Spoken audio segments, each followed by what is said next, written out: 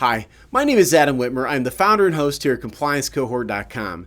This compliance clip is going to talk about your branching network and how it can apply to redlining. So in other words, where you place your branches can elevate your fair lending risk in relationship to redlining.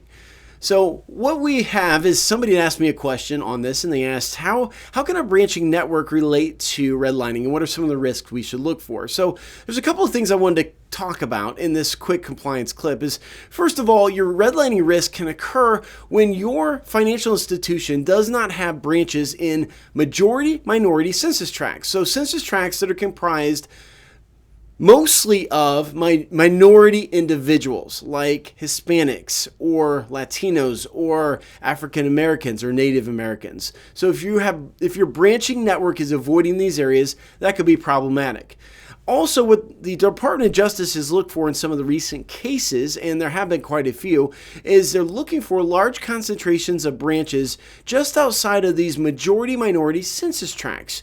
And we saw this in the late 90s, early 2000s with the case in Chicago where we were talking about dozens and dozens of branches that were just outside of these majority-minority census tracts. But what's interesting is more recently, we needed dozens and dozens and dozens of branches. We've needed just a few for the Department of Justice to allegate and allege, not allegate, that's completely the wrong word, allege, my mind just sometimes, allege that there was redlining from their branching network.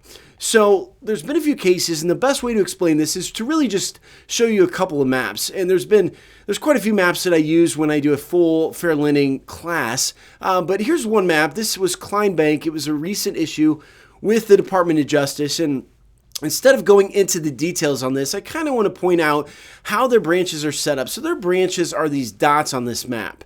And you can see the downtown areas of Minneapolis is really where the red area is, kind of in the center of that little box that's not shaded purple. And then the bigger box that's not shaded purple right next to that is the downtown St. Paul area, kind of the bottom part of that. And what you can see is their branching network, what they kind of did is two things.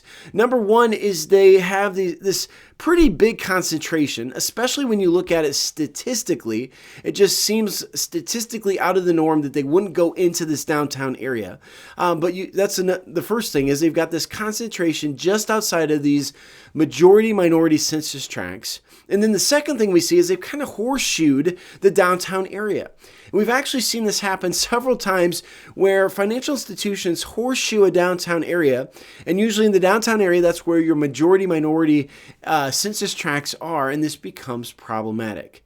So that's two things to watch for, is to make sure that your census tracts that are majority-minority are not being avoided by your branching network and having large concentrations just outside of those areas. And secondly, they are not horseshoeing the downtown area, not placing any branches inside that downtown area.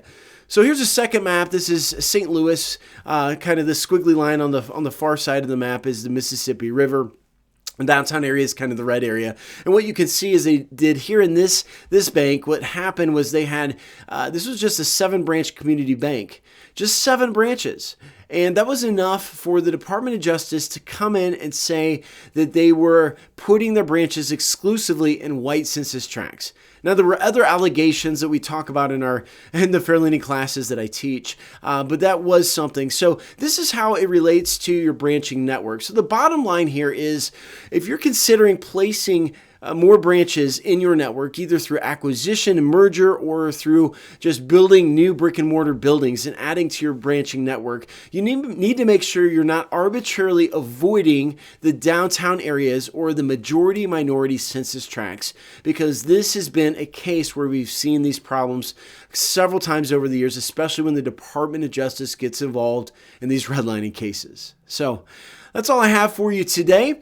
I guess I had a few other things on how you could reduce your risk, but I don't really want to get into that. So that's all I have for you today. If you have any questions on this, you can let me know. But for those of you who are new and may have not seen the compliance cohort before, thank you for joining us. We have a lot of free videos just like this that are available to our free members. We have a free membership, and we release a new video just about every single week and new articles every week as well. For my members, thank you so much for supporting the compliance cohort. Until next time, I hope you have a wonderful day. Thanks for watching.